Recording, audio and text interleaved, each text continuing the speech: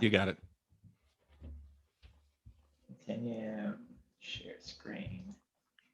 So, Ian, just hearing what we heard there, this might not take as much or uh, be as overwhelming as I might have considered for some folks, because it sounds like you really get the message. But anyway, we'll go through 5 things here. First is I want to talk about the mission, then talk about the timing, so you really understand where things happen when in this college planning journey for families, because that's going to be very important when we start to get more tactical and think about when we're going to run campaigns and what type of campaigns we'll run when. Then we'll transition into some of the bigger mistakes we see families make, so that you can really hone in on that. And that those will be things that I think will help us in grabbing the attention of families. So just stay tuned for that. Then we're going to talk at a high level about our plan, what the unique mechanism that we see going to market, the thing that helps to differentiate us, and how we help to explain that to families. And then we're going to talk more tactically about assets that we have today, assets that we're thinking about, so that you'll get a feel for not just digital assets, but say continuity programs or potentially live programs. So I want to talk through those. So by no means are the slides that I put together here comprehensive. These are really just talking points.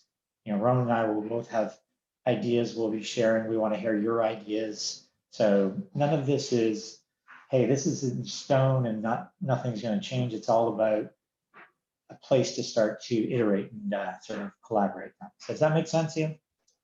Yeah, makes sense so far, Rob. Excellent.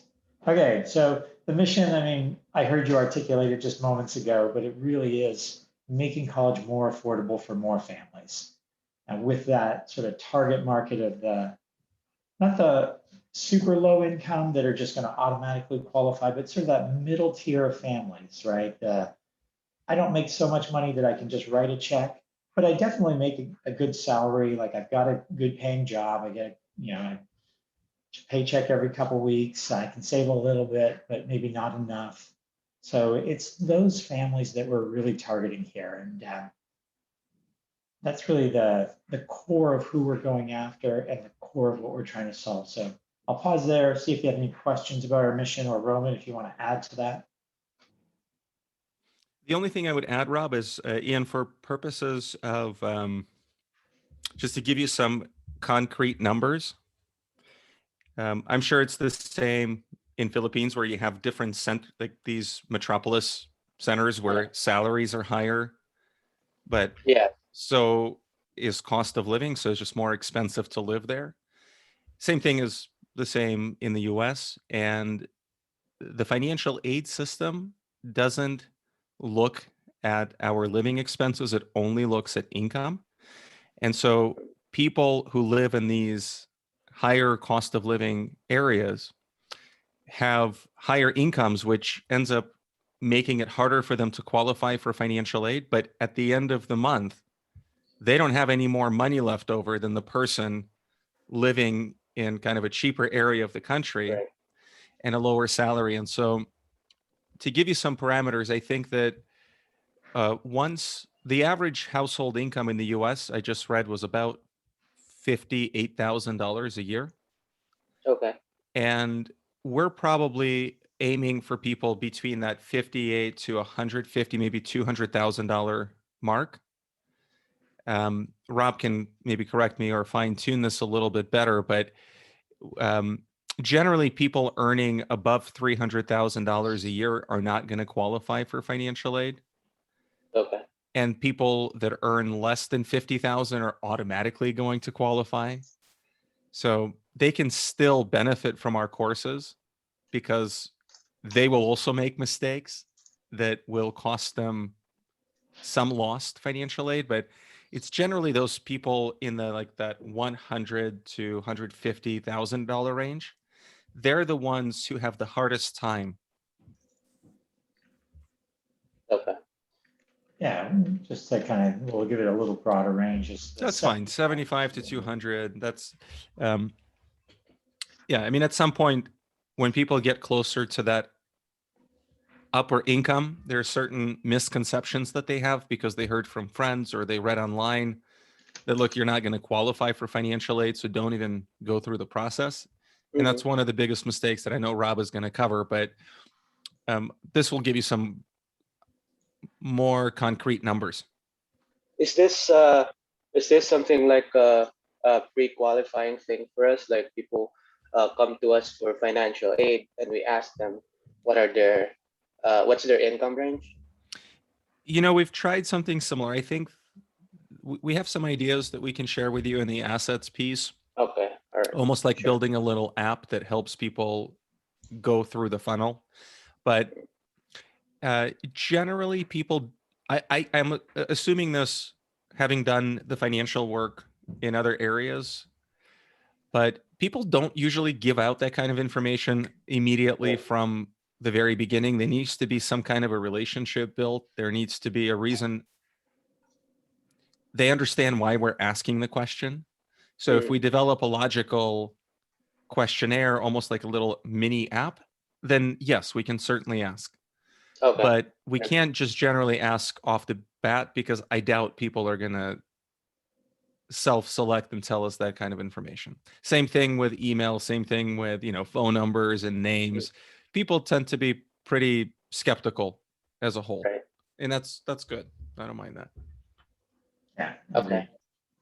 But your thinking is along the right lines. So, that it's one of those variables that will help us qualify our audience, but it's one of the harder variables, to Roman's point, to get somebody to give up. Yep. It's like, hey, just tell me how much money you earn. I promise I won't tell anybody.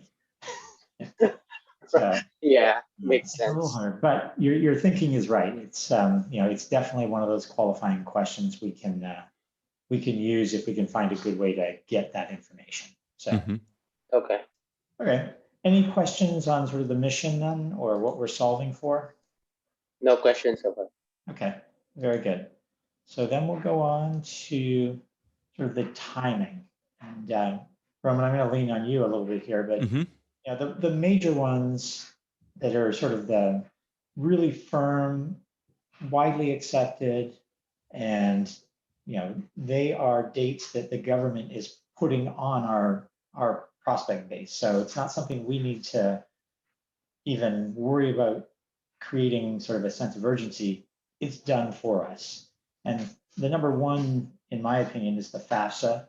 Like that one is, hey, it's open October 1st, and you've got, what is it, 19 months, Roman, or Something like that. some number of months to get it done. And after that, if you don't get it in by that date, you're done. Like you don't get anything. So the sense of urgency is there. There's also this sense of maybe lack of understanding or overwhelm when it comes to the FAFSA. People are like, oh my goodness, this is too much. Like, how am I going to get all this done? So that happens as I said, it opens in October. So October is when it's open. So for And us, Ian, just to make it easier, seniors are the 12th grade. That's when they graduate high school. Juniors are 11th. Sophomores is 10. Freshmen is 9th. Okay. All right. We actually kind of adapted almost the same system already just like last year in the Mhm. Philippines. So it's kind of aligned to what we have right now. okay. So for us, really, that the messaging and the timing is going to be the October to January. That's a really we can use that sort of period of time to really market to those folks. Like, hey, you're going to have to fill out the FAFSA. Every day you delay is one less or one more day you risk losing money. So there's a lot we can do around a compelling message there. So I won't go. Ian, have you gone through the training where it shows all of the kind of the progression of the things that they have to do from beginning all the way to what Rob is talking about now? Or would it be Yeah. helpful for me to give you some background? I've gone through the training, including the formulas and the forms and whatnot. Mhm. But yeah, a background would also help out, definitely. Okay. So, Rob, if you don't mind, if I can give that high level beginning to end. All Okay. you. So most kids go from middle school to high school, right? In the ninth grade. They have 4 years of high school and then they graduate to go to college. The kind of the two most critical things that I think kids and their parents naturally worry about is finding or just getting their kids into school. Like that is probably their number one biggest worry, because colleges have gotten to be very, very competitive as they have gotten more expensive. And in the back of people's minds, I think they know there's going to be a money problem, but they're not really focusing on it just yet because their biggest worry is just getting their kids into college. And so two things or two times that are really important for them are the 11th grade or juniors and 12th grade when they're seniors. When they're juniors, that's when kids generally start, especially I would say in the spring to summer, is when they're looking at colleges. They might be visiting colleges in person, or they might be taking these virtual tours online. And they build a college list, ideally with 10 or so schools, some more, some less, that they will apply to and hope to get in some place. Okay, that's usually is what happens in the beginning of their final year of high school in the 12th grade. So there's that spring to fall. Those are the most important months that everybody stresses about. In addition to finding the schools and in addition to applying, there's also a lot of things they have to do, like getting their transcripts, getting their essays, getting their letters of recommendation, getting the applications done. And so most people, and I say people, both kids and their parents, are so concerned about this just getting everything in at the right time that they don't really talk about the financial piece until after their kids get accepted into college. And that is a huge mistake. That's where they've lost opportunities to do anything to really help themselves qualify for more financial aid. So now let's look back. The ideal timeline would start when, let's say, kids are beginning their freshman year. That's in the perfect world. They start high school and we tell them, here's the roadmap of the things that you really need to be aware of and things that you should do in order to get into a good school and get financial aid to pay for it. So the freshman year can be more orientational, like learning about preparing themselves, understanding the system. But it really starts to make a difference in their second year of high school, because I'm sure the same way in Philippines, but our tax year is obviously January 1st through December 31st. Okay. Right. And colleges are going to use the income from 2 years prior to actually starting college. And so if somebody is filling out, actually, it's when they're filling out financial aid forms. So, for example, the high school seniors that are going to start filling out the financial aid forms this fall on October 1st, as Rob just mentioned, the government and the colleges are going to look at 2019 taxes. Okay. That corresponds to the sophomore year of high school, or when their kids are in the 10th grade. This is one of the most complex things to have to explain to people. And we've Right. sort of bumped our heads into a wall a few times and said, like, maybe we should just stop talking to them because they don't get it. But that is the first most important year that families need to be aware of certain things about their finances in Right. order to position themselves in the best way they can qualify for financial aid later. So freshman year is a great year for them to just learn about the process. Sophomore year is a great time for them to just understand how to manage their income so that nothing extra shows up to disqualify them for financial aid. In the junior year, it's all about finding colleges that are going to be a good fit for their student, but also a good fit financially for their family. And what I mean by that is, how are they going to pay for college? Are they looking for need-based financial aid? Will they be looking for merit-based financial aid? Usually both. Or, are their incomes high enough that they're not going to qualify for a lot of financial aid, and they might need to look at outside private scholarships? So depending on the path, that will help them choose the right college, so that when they get to the senior year, they can focus on applying for admissions as well as for the financial aid. And that's what Rob was talking about, the FAFSA, which is one of two main financial aid forms that everybody has to fill out if they want government financial aid. The problem that happens, and I think Rob probably has that covered in one of the next slides, is that because most people are so focused on just getting into school, they don't even complete the FAFSA until after their kids have already gotten accepted to college. And while that's still okay from the deadline point of view, by then there's not a lot of money left over, or at least the kind of money that people want, that they never have to pay back. And there's just not enough, first of all, money for them. And number two, they have to make a decision by May 1st, which college their kids are going to apply to. Most kids get their acceptance letters around February, maybe March of their final year of high school, and they usually have 2 to 3 months to make a decision. Some kids have only a month. So once they get the financial aid offer, or I'm sorry, once they get the acceptance that says, congratulations, you're in about 2 weeks from that letter, they'll find out what their financial aid award was. And people sometimes just assume that colleges will somehow know their financial situation and give them money without them filling out the financial aid form, which is kind of crazy, but some people think that. So Right. they get the acceptance. 2 weeks later, they get the financial aid award, and they look at the letter and it says, you owe us a bunch of money. And they said, well, I can't pay that. And they start panicking, going, I need to apply for financial aid. Well, not enough time. Okay.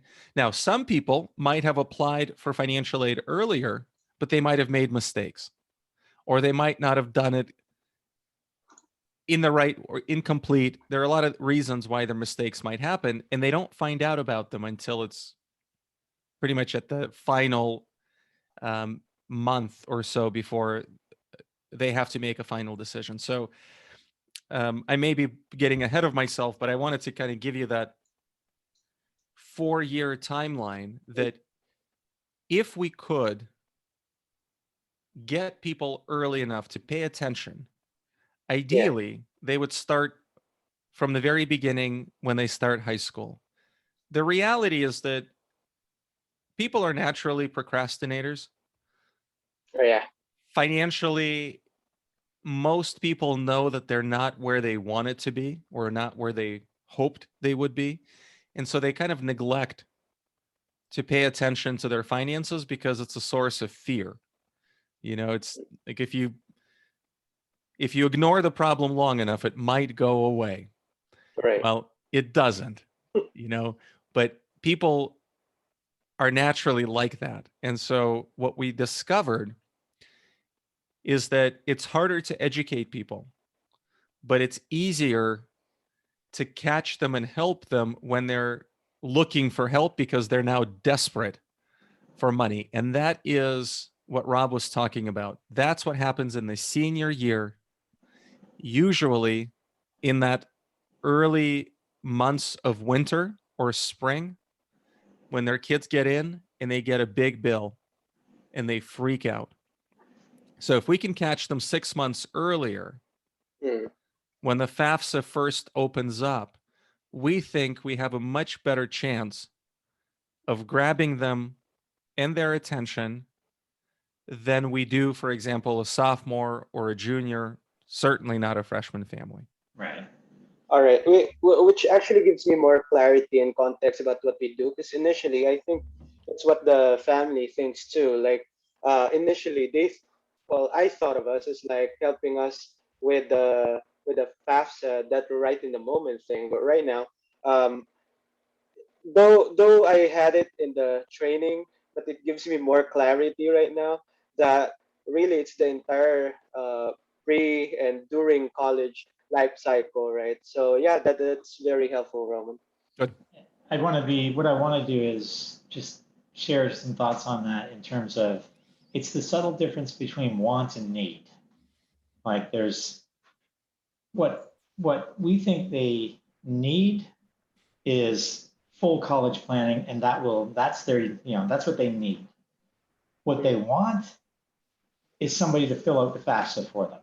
Right. So it's the push and pull of want and need. So I just want to temper, you're right in that we do want to help them with the whole process. We want them to be successful. We want them to start in their, ideally freshman, but even sophomore, that's utopia, and they're planning all the way through. That's what we want for them. But what they're coming to us, their need when they come to us is, holy crap, I either didn't get enough money or I don't know how to get the money. I need a solution to that problem, or I want a solution to that problem versus what they really need. Sorry. So I just want to, it's a subtle difference, but the buyers they're motivated very differently. So You're right. you want the solution to the FAFSA is much more motivated and easier to convert than the person that's a sophomore. It's like, oh, I got 3 years, it'll all come together, no worries. So to your point, yes, we absolutely want to give that whole planning experience. But when it comes to the end of the day, when we've got to sell something, we have to recognize that it's going to be easier to sell the far end when there's a lot of pressure. Not to say we won't sell the early end, we just have to work harder to get that money. Yeah. They're more motivated. Yes. The closer they get to realizing that they're going to start having to write money out of their account, people get more motivated.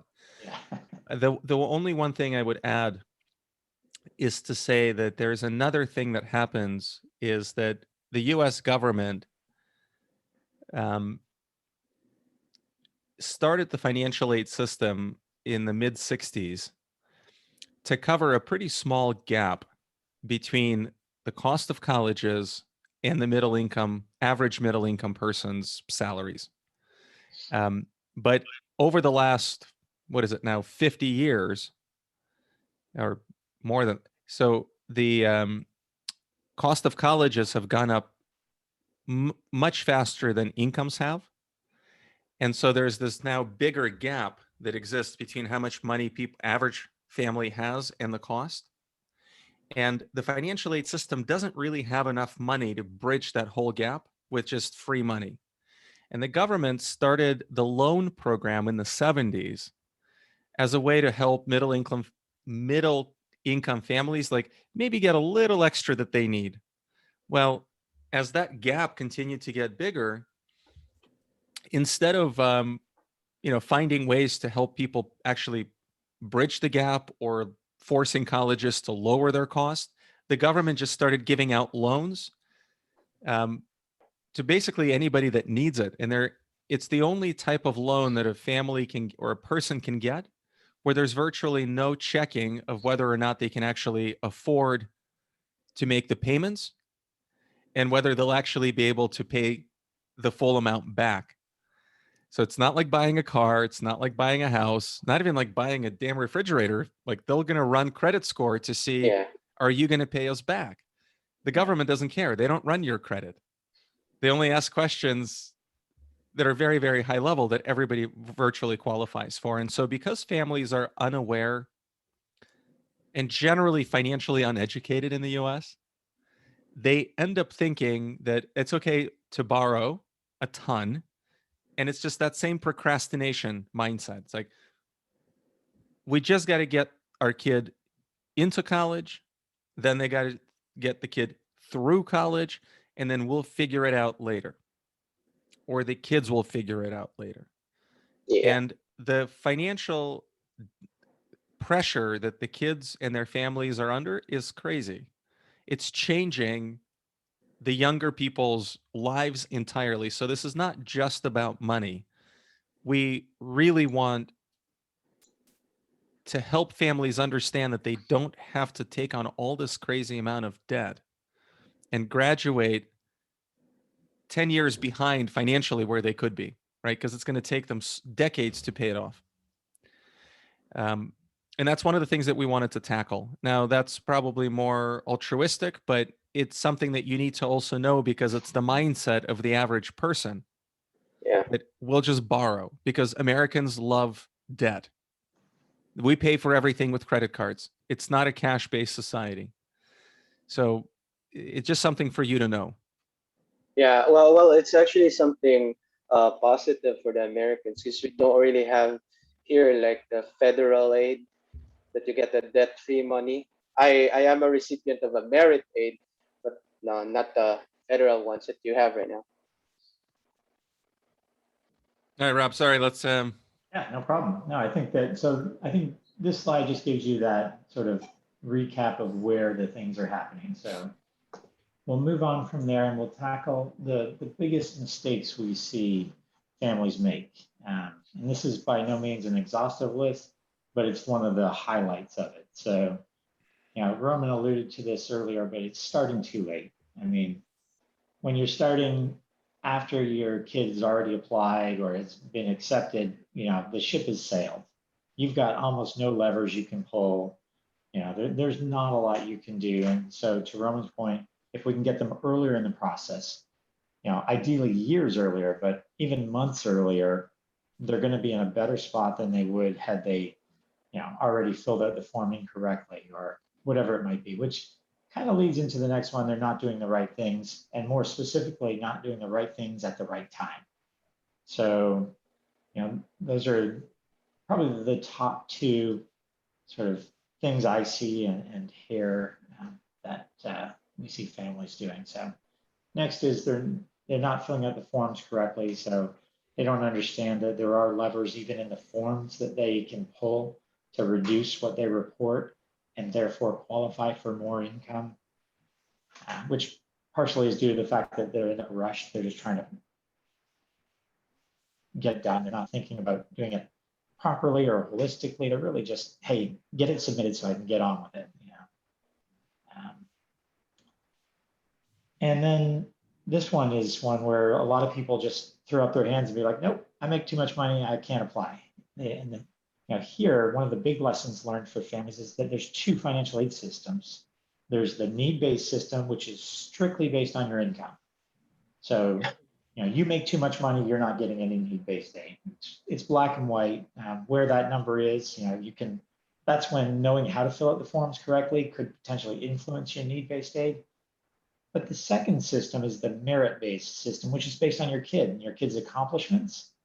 And that's not tied to the income. So people don't realize that, hey, I could have got thousands of dollars because my kid is like a, I don't know, champion chess player or whatever they are, right? Like, or they've got a set of skills that are really unique to that college.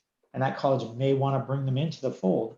And that's when they can use the second financial aid system called the merit-based aid system.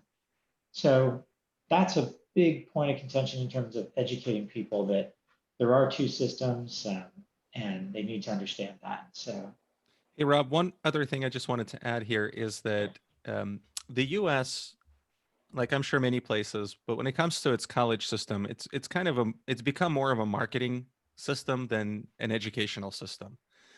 And the media doesn't necessarily help with that because they're constantly publishing, you know, the top 50 colleges or top 100 colleges or top 200 colleges. And that's all that most people know. They know these big brand names. And because of that additional publicity and that reputation, these colleges get thousands of kids applying every year when they can only accept a couple of hundred or less. And so those highly selective colleges generally don't give out a lot of merit financial aid. That's what Rob was talking about. They usually they only give out need-based financial aid to families that really need financial help. But there are something like 4,000 colleges in the United States. So you can imagine that top 50 or top 100 is a very, very small percentage. And then there are a lot of really good schools that might be 500 below or 1,000 below. They're still wonderful schools. Well, they're having a hard time finding really good and recruiting good students. And so that's one of the things that people don't prepare themselves for mentally, because they think, well, if my kid is to be successful in life, they have to go to these top 100 schools, which obviously they don't. And they don't realize that, well, if, my friend's kid went to this really popular school and didn't get any money, well, we're not going to get any money. Well, that's also wrong, because if they look at some of these other colleges that Rob is talking about that have really good merit financial aid system, they're looking for kids to come to their school all the time. And whatever that price that they publish, some of those colleges, nobody pays that, because they automatically will give people either a tuition discount or some kind of scholarship once they get accepted.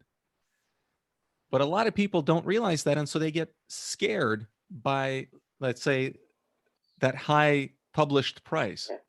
And they'll say, no, like my kid has to go to a local inexpensive school, or my kid has to go to that Ivy League school. So there are things that kind of people have these misconceptions in their own minds.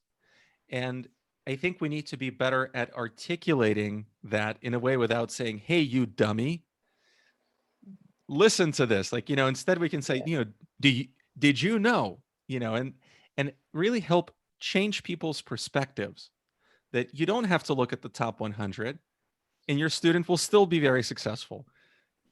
You don't have to worry about that high published price, because most kids don't pay the full price anyways. And if you know how you're going to pay for college, or how you'd like to pay for college earlier, that gives you power to, like Rob says, pull on certain levers to do certain things to actually find these perfect colleges that will align with your students' needs and with yours. Great, thanks, Roman. So Ian, any questions about the mistakes we see families make, or anything we've covered here so far? No, no questions so far. Okay, great. So next thing that I'm going to talk about is, this is the thing that I think makes us unique. And if you're familiar with the term, the unique mechanism in marketing, I think this is one of those things we can really latch on to and have something tangible that families can grasp and be like, oh, okay, I get it. Specifically when you're talking to families that are earlier in the process. This may not be as applicable to somebody that's right up against, backs against the wall, FAFSA needs to be filled out. They're not going to want to hear this message, but I think it's very important that we all sort of understand the message and how it fits into the life cycle, and then we can use it to go after those sort of longer term sort of planning families. So it's what we call the PLAN, or the plan formula. And it's really the 4 steps you see there. It's the prepare, the look, the apply, and the negotiate. And this ties directly to what Roman was saying earlier about where kids are in the life cycle of college, or planning for college, sorry.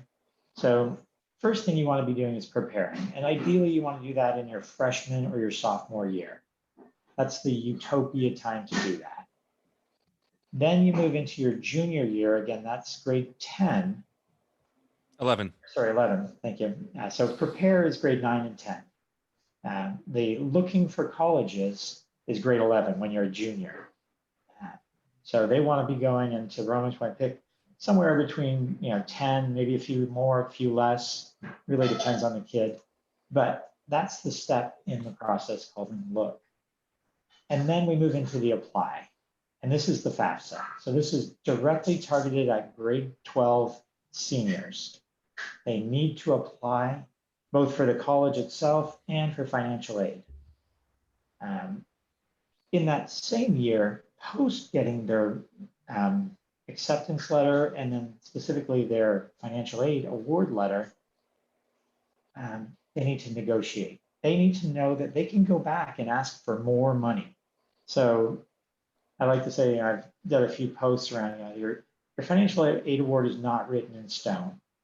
If your circumstances have changed, something has changed in your life that really has altered your ability to pay for college. Colleges have no way to know that.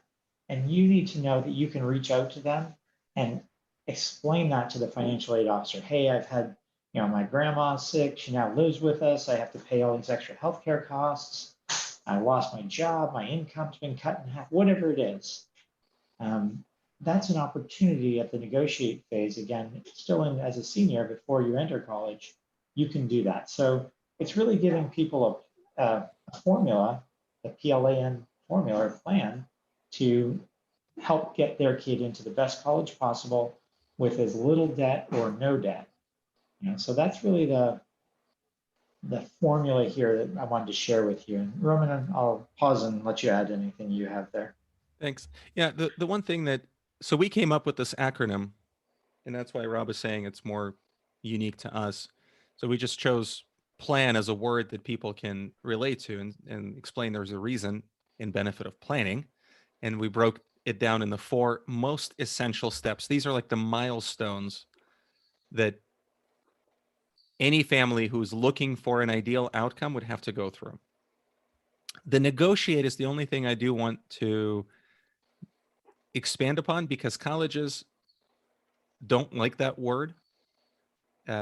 It's not technically called a negotiation. Colleges call it a financial aid appeal. But we kind of tell our families that at the end of the day, you're negotiating, right? You're asking them for something. They're going back and forth. It's a negotiation, but it's not something that we would ever like publicly teach people to negotiate. You're not buying a car. But that's kind of our shtick. That's what we have developed as an easy to remember acronym for the 4 most important steps. And so, quite honestly, as Rob said, if they started this plan or this process in the sophomore year of high school, they would be in a very good position. The reality is that most people probably would not. So maybe prepare and looking for colleges they do in the junior year, and then applying and negotiating they do in the senior year. I think that's probably the more likely outcome. But if we can start producing some content to begin educating even parents whose kids are maybe in middle school, like I don't want us to start focusing too much of our time now, and Rob is going to talk about sort of what assets we have or programs we have and what programs we would like to have. This is the would like to have down the road, because we can do things to get the attention of the younger families or families with younger kids. And it's just at that point, a game of numbers. You educate enough people, enough natural planners are going to rise to the top and say, I want to start planning now. But it's a longer sales cycle. It takes more effort to educate these people. And if we're needing to start to get traction, start making sales, we've discovered it makes it easier closer to the deadline. So starting with the seniors first and then starting with juniors later. Right. Great. Any questions about the plan formula or kind of how that's laid out? No questions. I guess the plan actually encapsulates the entire thing that I've learned, and it's also very easy to use as a guideline when mapping out our content in the future, like do do several weeks only focusing and prepare and look and whatnot. I think it's a very good baseline. Also for me when doing content. Hmm. Great. Well, then let's move on to this next one. And so assets that we have today, we've got a few of them out there, and this will be the area that Rowan and I focus on here, sort of going forward, really building out this asset pool. But there's really two types of assets we're going after. First is sort of the multi-modular, where it's the whole process. So think of the course you did, the Financial Aid 101 Masterclass, that looks at the process. Or there's another program that I'll get you access to, which is the College Roadmap course. It covers the entire breadth of the process, or the plan formula. If you think of it that way, this would teach you the plan formula, either one of those courses, versus what I'll call the single modular or mini module, which deals with one topic. So think about the FAFSA preparation kit that I sent you the sales letter for. We're going to do something very similar for, the picking colleges preparation kit, or some sort of, like, it's a singular module.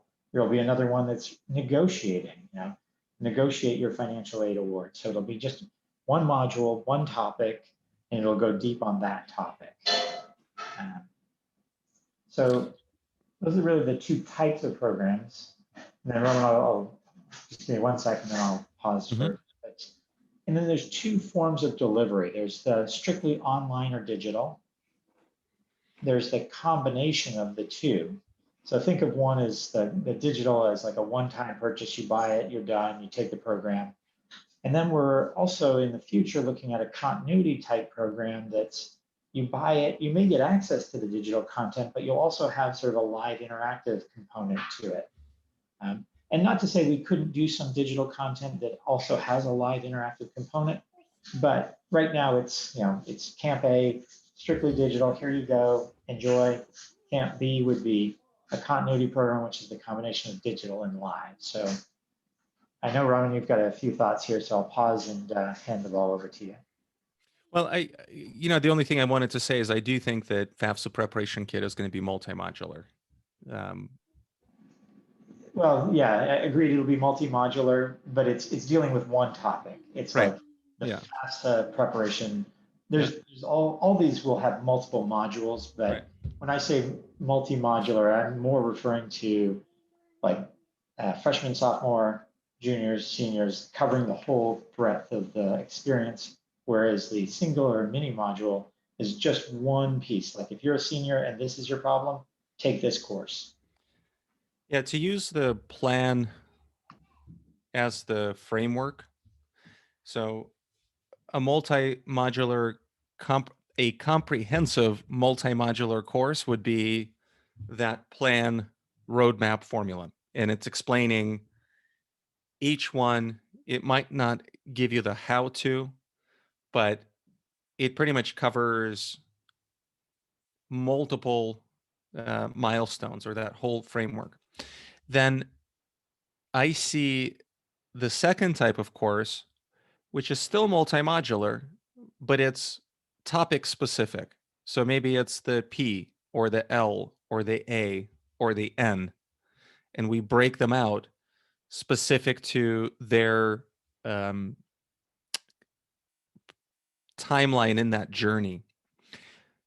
That would also be multi-modular. But then there could be more topic specific and fewer modules, or maybe that's a single module.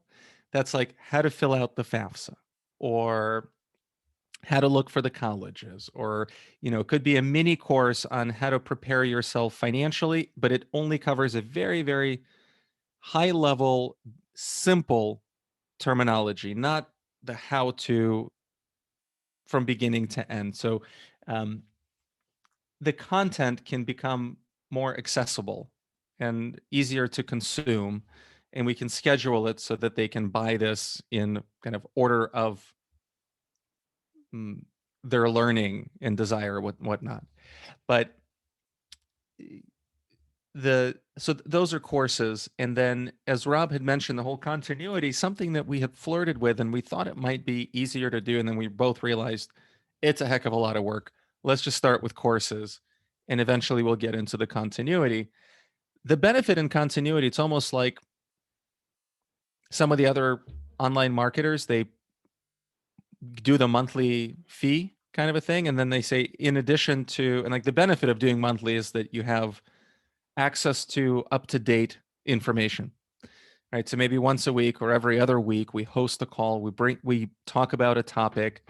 You can ask questions, you can submit your questions in advance by email, and it gives you more of that interactive element. And if you sign up, we'll run a promotion, like you get all of our courses or some of our courses included, for a 6-month or a 1-year commitment, whatever the case might be. We're not quite there yet. I think that's something we can talk more about, but it's definitely on our roadmap. And one thing that the final thing I will mention is that when Rob and I first started, we decided, let's just build a course and just kind of throw everything into it because people need information.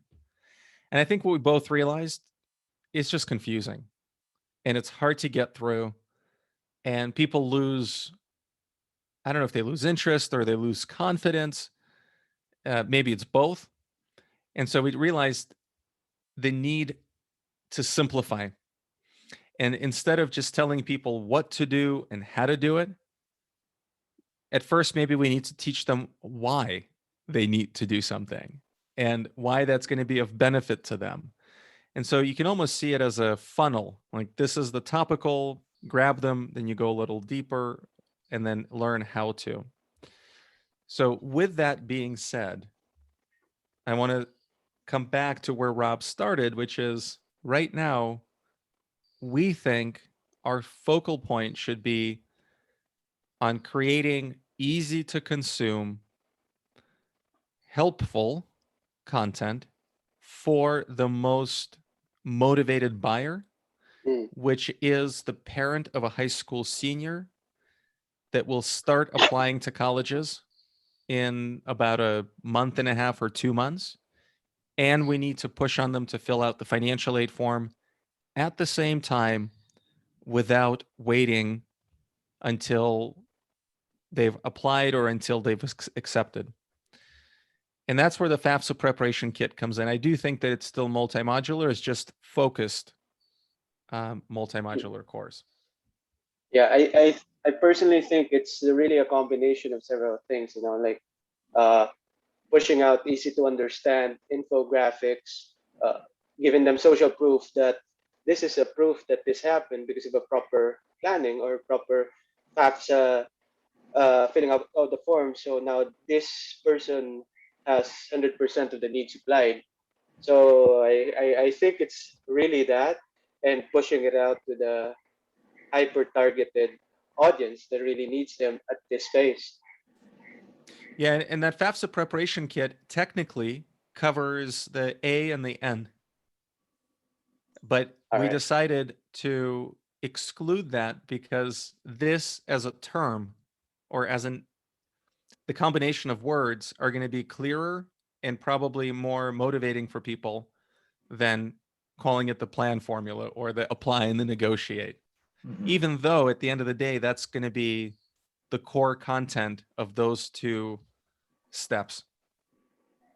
Yeah, I think that there's, what's unique to us is the plan formula. And then the marketplace, the unique mechanism for this particular problem is all about the FAFSA. So we're honing in on that. And you'll notice even over the last, I think, week or so, a lot of the social posts that I've done are just, they're focusing on the FAFSA. They're not necessarily all, hey, danger, danger, danger. They're like, hey, here's, go get your FAFSA ID or your FSA ID, or, here's what you need to do that. Just different things to draw attention to the FAFSA, because if they don't have attention there, then I'm not talking, I'm just leaping into some crazy conversation in their head that may or may not be around the FAFSA. I'm trying to drive that conversation to be more FAFSA oriented. So. Right. When you actually search for college planning keywords, it's really FAFSA that's there on top. If you search for keywords, which I have information on YouTube, so it's really FAFSA. So yeah, I do get that. And just so you know, there's a second form. It's called the CSS profile. Mhm. About 400 private colleges use that form in addition to the FAFSA. And it's designed to do the same thing, collect their financial information so that colleges can decide how much each family should pay. But, you know, having done this for a number of years now, it's amazing how most people still focus on the FAFSA and they don't know about the CSS profile unless they're the kind of person that generally prepares for everything in life, or because they're further along and their kids are applying to colleges and someone said, this is the form you need to complete. Quick So, question about yeah. the CSS. Mhm. This is not automatically a supplemental form, right? It's just that some college use CSS supplemental to FAFSA, but not really a requisite, right? It's, yeah, so just so you know, so the FAFSA is a financial aid form that every family has to complete if they want access to federal financial aid. So financial aid from the government. The CSS profile is a financial aid form that needs to be completed if you want colleges to give you their own money. Oh, okay. All right. But not every college has their own money to give out, which is why those colleges would not ask you to complete the CSS profile. So think of it this way. Our government in the US sets aside like billions of dollars every year in different forms: grants, scholarships, loans, and work study. But that financial aid is administered or given out by colleges. The government doesn't, like, only the Pell Grant, it's the only thing that the government gives you directly. Everything else is given out by colleges. But they're still giving out federal financial aid or state financial aid. It's not their money that they're giving out. Hmm. CSS profile is for those colleges that do both. They'll give out government money and they'll give out some of their own money. That's basically versus the need on the formula, right? It's still a need. Like if you followed along the early courses, the FAFSA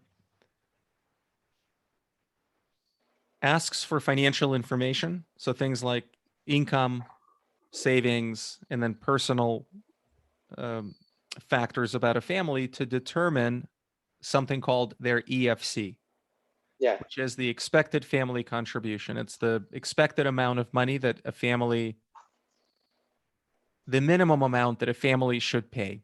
And the government decides or builds that formula. Yeah. Okay. So if a college costs, let's say, 50,000, the family's expected contribution is 20,000. That family on paper qualifies for $30,000 of financial assistance. Does that make sense? Yes. Yes. That And makes so sense. the college decides how to actually meet that $30,000 need. And it's because of money they get from the government. So they might get a little bit of free money, like grant or a scholarship. They might get some loans. They might get some work study, or they might give all loans. But all of that money is being pulled from the government. Now, some of the private colleges will say, you know, we have our own money in their endowment funds, so we can give our own money to kids that need as well. But we want you to complete a different form to be Okay. eligible for our money. And that's the CSS profile. It asks more questions. It calculates things a little bit differently. So there's no kind of system-wide EFC number. Every college that requires the CSS profile will interpret the information a little bit differently. So they'll have their own equivalent of an EFC. That's all that it is. Okay. Yeah, it's all clear now. Good. It took me like months to learn all that, so I'm like super impressed. Roman had to tell me that like 1,000 times. But we also didn't have a lot of courses for you to watch beforehand. Right. Okay. Good deal. Let me do this just so you have the access to that, the slides that I went through. That's the link to them there. But I'll also post this recording up on YouTube so you can reference it anytime. So I guess transitioning to what's next in terms of sort of what you're focusing on. What is it you've got on your plate right now that you're trying to get through? Yeah, well, really what I have right now is I have the analytics in terms of the Instagram page, Facebook page. But Mhm. you're right in the sense that I should step back and try to absorb the foundation of it, which because I am very analytical at some point, I tend to jump and just get right through the numbers. But so right now, after talking about it, what I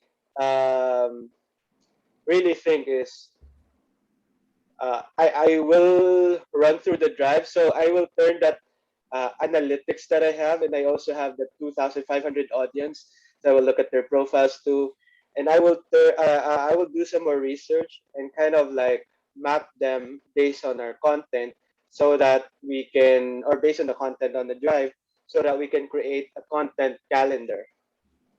Um, and also following the line of thought, because right now what I see on the page, it's all information, right? But personally, I think we should have more variety in terms of posting, and regular variety, like X number amount of videos, X number amount, well, which I can do video editing also. So X number amount of testimonials, X number amount of photos, and linking to information and whatnot. So that's what I think is my focus right now, aside from building the brand guidelines, the colors, font that we should use, so that it's all uniform and good to look at in the Instagram pages too.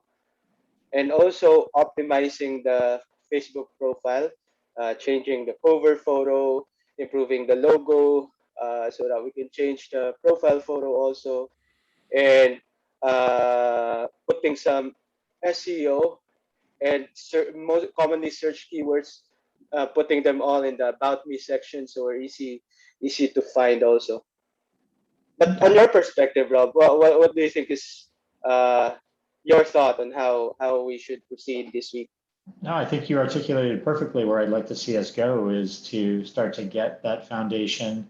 One of the things that the content calendar will really help with is Roman does some Facebook Lives, but we don't have a good way to target them, like give Roman some topics that are relevant to kind of the posting schedule. So I think it's important that when we look at that social media calendar, we're thinking about, okay, over these next 7, 10, 15 days, whatever it is, these are the topics we're going to be going after. And then we can ask Roman, we can say, hey, Roman, for this week, we're really going to hone in on this topic. Can you host 1 or 2 Facebook Lives this week where he can go in? That creates some additional content types for posting, gives you some content that you can pull snippets out of, little sort of video snips. Right. So yeah, I think I think you're on the right path. I want to see that content calendar. The branding guidelines and your recommendations there are going to be very powerful as well. So Yeah. working on those in tandem. Right now, the analytics that we've got on Instagram and Facebook are so nominal that I wouldn't want you to spend too much time until we get a foundation. Then we can start to build on that. Then the analytics will become much more important. But right now, I don't want to see you spend too much time there. I mean, obviously, it's good to get a starting point, but more than that is overkill. Yeah. Yeah. I totally agree with that. To step back and focus on the content. And also one thing, the reason why I'm experimenting on the Facebook messenger bots last time because it's really to push out our content to more people. Because if you see, right now we have like what 150 folks, but Yeah. when you check on the individual content, it's only about 30 people that actually sees that Yeah. because of the Facebook algorithm, right? Most of them, if they don't click see first after they follow, uh, they won't see our content, even though they're interested in our content. So that's the reason that I kind of plan to integrate the messenger bot so we can send out that reminder to people who are actually following us already, and that we can also gather the folks who likes our pages, comments on our pages, and push out that reminder that hey, if you want more of our content, if you want to see our content first, you should click this and that. So it's just really like that. So No, we can, as we build out our content, we make sure that our audience sees that content. no, that's excellent. And again, I think for me and Rowan, feel free to chime in, but getting the content calendar and sort of a plan forward is priority number one. The messenger bot is going to be excellent. I think that to get people, even though they liked our page, to remind them to go see the content or to use that as an avenue to notify them of Facebook Lives. I think those are all great things. So not saying don't do that, just saying content calendar, branding. Yes. One is the content calendar, two is the branding. Messenger bots would be number three, and then analytics will get to 4 or 5. Right. I think the analytics would really be next week or in the coming weeks, because we will still be using the new content calendar that we have as a baseline. Yeah. So just tactically, I want to just to help me understand when you're creating a content calendar, are you just doing it in like Google Sheets or something, or where are you doing that? Or are you just going to use the content calendar that's native in Facebook? Well, in the other campaigns that I've worked with, I have used tools that because they have several capabilities that's not native to Facebook, Right. like Hootsuite, Social Sprout. Most of them are actually free to start with, so I wouldn't be incurring additional cost. Um, I also work with a campaign where I push out approval using the Google Docs, so everything is already there. I embed the photo there already, then the copy, then just basically a column for the notes, right? This is approved and whatnot. Yeah. So Perfect. I can also I can do that and do like a high level post, like how will everything look like in Instagram in a high level? How will 9 days look like in an Instagram? So that you can also see in a graphical perspective that while the content is good, the visual is also good. Ian, Great. I have a call coming up, so I wanted to mention a couple of things. Can you guys hear me? Yeah. Yep. Yeah. Yes. Sorry, I have another call coming up, but I wanted to mention a couple of things about the calendar that let's create it in some easy to manipulate format like Google Docs or Google Sheets, Mhm. whatever you like to use, to build a strategy first, because we really have, like Rob and I talked earlier, engagement is key, right? But there's 3 different types of engagement. There's the engagement with just the numbers. Is just to give the Facebook or Instagram algorithm or YouTube algorithm or Google algorithm the visibility that we're getting followers, and we want them to prioritize us. So that's just pure engagement. It's like the clickbait of, YouTube. Right. The second level of engagement is to start to pull in people that are actually our prospective buyers, right? Starting to speak to people that actually have kids in that in high school, etc. And then the third engagement is the conversion from a prospect to a customer, and then an ongoing conversation with those customers so that they can continuously come back and get new courses from us. So the social media calendar should really help us with all 3 of those things. It's getting the broader likes and clicks and shares. It's getting people to sort of self-select pull out of the crowd to say, hey, I'm interested. And then it's also continuing to provide engaging content to our existing customers or helping us make a sale, like when we put an offer. The one thing we haven't talked about, even though you might have already discussed it with Rob, is that we also do email campaigns. Hmm. We have honestly been, I think we've gotten better at creating campaigns and then sending them out, but we're not creating content constantly that we're sending to our list. And so I want the social media calendar to include the email campaign component, because at the end of the day, we want to build a very large, very responsive email list. So all of these things that we're doing need to obviously be working together as one, right? Right. Strategically. The other element I'll add to this is remember the timing. So hopefully in the next 4 weeks, we're going to launch marketing campaign for the FAFSA preparation kit. And we're going to do that all the way through to, say, January or February. Sometime before the end of the year or in the beginning of the new year, we also want to start promoting some course for the juniors who are going to be beginning to look for colleges. So we haven't decided on a name yet, but it's going to be something that's going to cover the A or P and A, or sorry, P and L, prepare and look. So in addition to the regular content, in addition to the marketing content, we also want to create this timeline so that we're sort of priming the coming online of these courses and beginning to start to educate people in that specific area of. So that's why before we start to scheduling things on Facebook or Instagram, let's first develop the framework in some document that's easy to manipulate.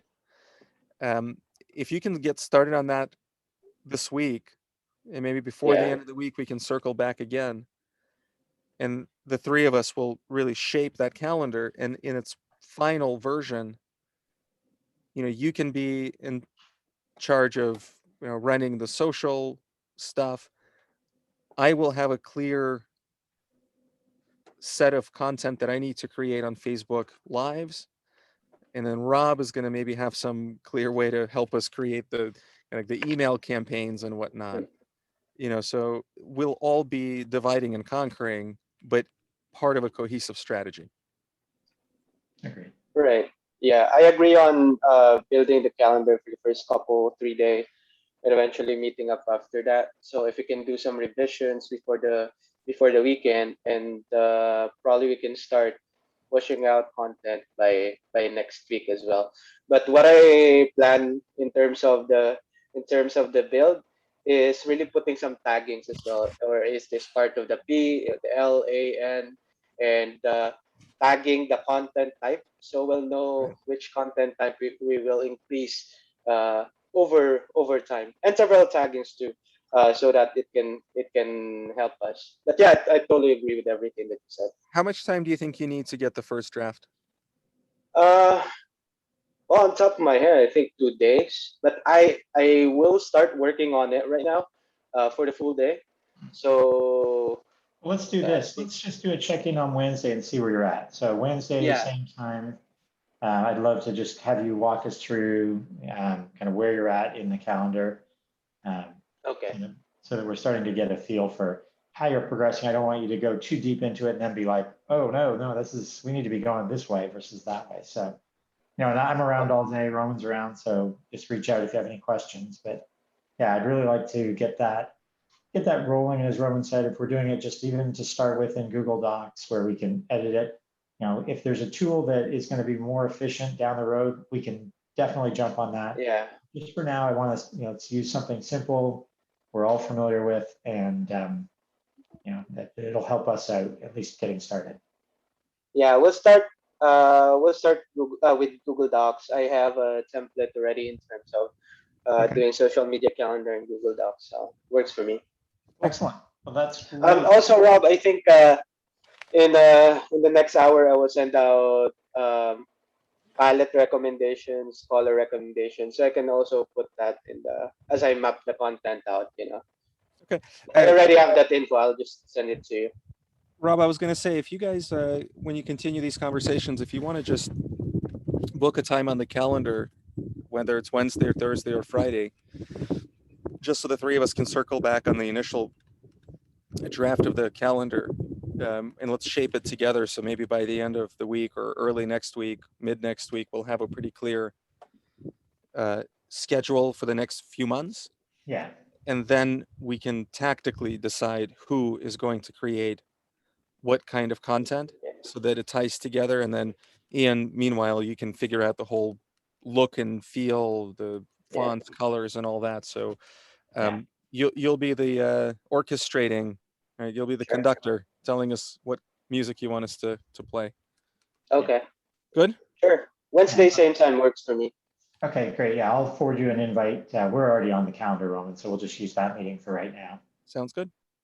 All Okay, right. All right, guys. Thank you. thanks. Thank Thanks, Ian. you. Bye bye. Okay.